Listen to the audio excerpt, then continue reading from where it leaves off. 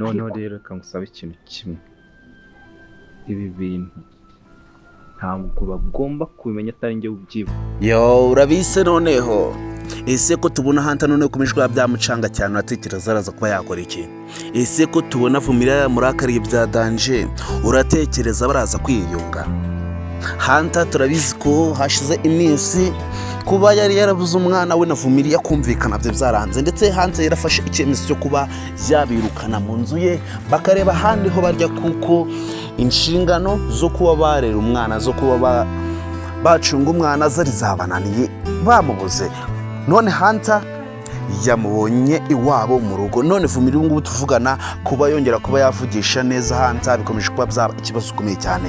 Ese uratekereza biraza kuba byagerutse?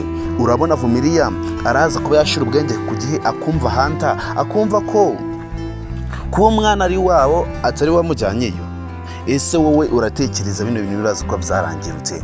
Urabona ibya Nkuranga ndetse na Isabella wiwe, ubona bino bibazo byose ukomeje kuba bateza, ubona ibikorwa bibi byose bakomeje kuba bakorera Vumilia bazabikira gute?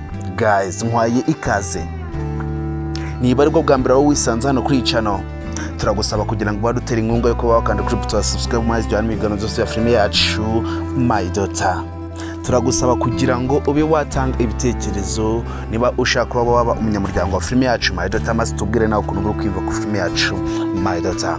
Ese wowe ukurikirana filime yacu My Daughter waba ushaka kuba twaganira kuri filime yacu My Daughter? Murabizi ko byanga byakunda Vumilia kuba bakomeje kuba bamutera agahinda bya danje, ndetse Vumilia kuba bakomeje kuba bamuteza ibibazo. Turabizi ko we akora ibintu bye yitonze, ndetse ikintu abashaka kuba yagaragaza no kuba yatanga amahoro kuri buri muntu wese ushaka kuba wamugambanira. Ariko turabizi ko byanga byakunda Nkuranga akomeza kugenda amupushingira kuba yamukorera ikintu kibi, kandi turabizi ko Vumilia ikintu aba yitayeho ni ukuba yareba uburyo ubwo ari bwo bwose yazabona umwana we burundu nta wundi muntu n'umwe uri kumugendaho. Ese urabona bizapfa kuba byamukundira?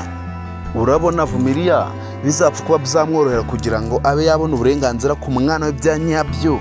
Ndetse urabona mu gihe Hanta ataravugisha ukuri ko ariko kose ababwire ko uyu mwana Vumilia ari we papa we, Nkuranga azakomeza kuba yibeshya ko uyu mwana ari we, utekereza ko Vumilia azagira amahoro? Guys, turabizi ko situation akomeza kuba yajyamo ikomeza kuba yaba mbi cyane. Turabizi ko Vumilia akomeza kuba yajya mu bibazo bikomeye cyane kubera ko Nkuranga byanga byakunda azakomeza amugende igihe icyo ari cyo cyose akizera ko uyu mwana arowe. Ese wowe urabitekereza iki?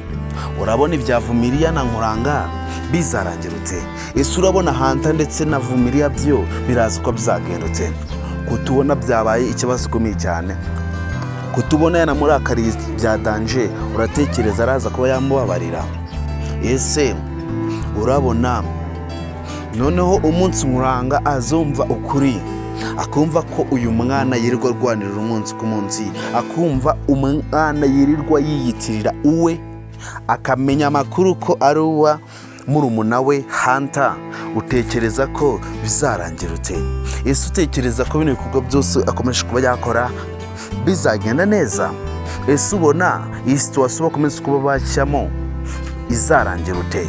Guys, wowe ukurikirana filime yacu My Daughter umunsi ku munsi, nawe ukurikirana ibiganiro byose bari guca hano kuri channel umunsi ku munsi, tukaba tugeze uyu munsi turi kumwe muri cyo kiganiro.